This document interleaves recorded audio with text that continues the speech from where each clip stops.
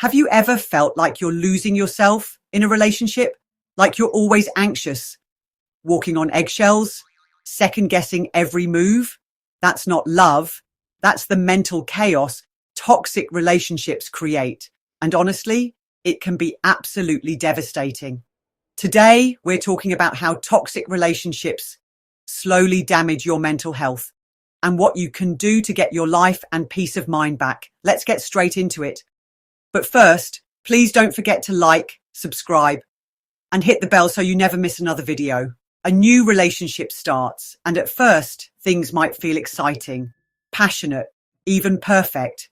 You feel seen, wanted, alive, but over time, that same relationship starts to chip away at your confidence, your sense of self, and eventually your mental well-being.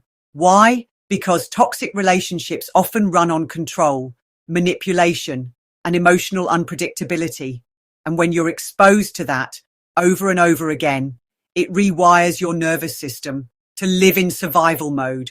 You're not imagining it. The stress is real. Here's how it affects your mental health. You might start feeling anxious all the time, even when nothing seems wrong. You're exhausted, but wired. You can't sleep, or maybe you sleep too much.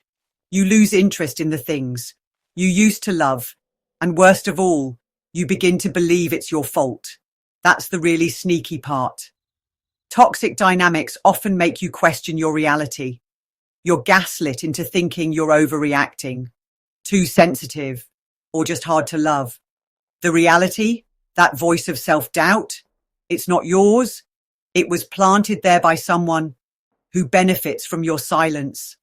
So what actually happens in your brain when you're in a toxic relationship? Your body releases cortisol, the stress hormone, over and over again. Long-term exposure to this level of stress can trigger anxiety, depression, panic attacks, and even trauma responses like dissociation. You're constantly waiting for the next outburst or silent treatment, and your body reacts as if you're in danger, because emotionally you are. But it doesn't stop there. Over time, this emotional wear and tear can lead to burnout, emotional numbness, and even physical illness. So how do you recover? How do you come back to yourself? Here are the key steps I use to start healing. 1. Recognize what happened. Call it what it was. Toxic, damaging, not your fault. That validation is the first piece of freedom. 2. Go no contact if you can. Silence is power when someone has used your kindness against you. Block, delete, remove the window they use to enter your mind. 3. Focus on nervous system healing. Start with the basics: sleep, hydration, nutrition, movement. Your body needs to feel safe again before your mind can truly relax. 4. Let yourself grieve. You're not just mourning the person. You're grieving the fantasy, the potential, the parts of you that got lost along the way. 5. Reach out. Whether it's a friend, a therapist, or a support group, you are not meant to do this alone. 6. Reconnect with yourself. Who were you before they got into your head? What lit you up? What made you laugh?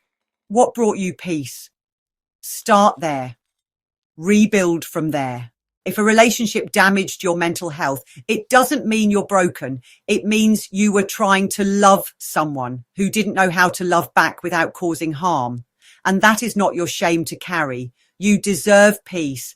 You deserve clarity. You deserve to wake up one day and realize you feel like yourself again. And you will. It takes time, but it will happen. If this video resonated with you, please don't forget to like, subscribe, and hit the bell so you never miss another video. Thanks so much for watching. And remember, you're not alone. If you need support, just reach out using the link below. Also, check the other links in the description. You'll find my free ebook and my Amazon book on toxic relationships if you're ready to dive a little deeper. Take care, stay strong, and I'll see you in the next video.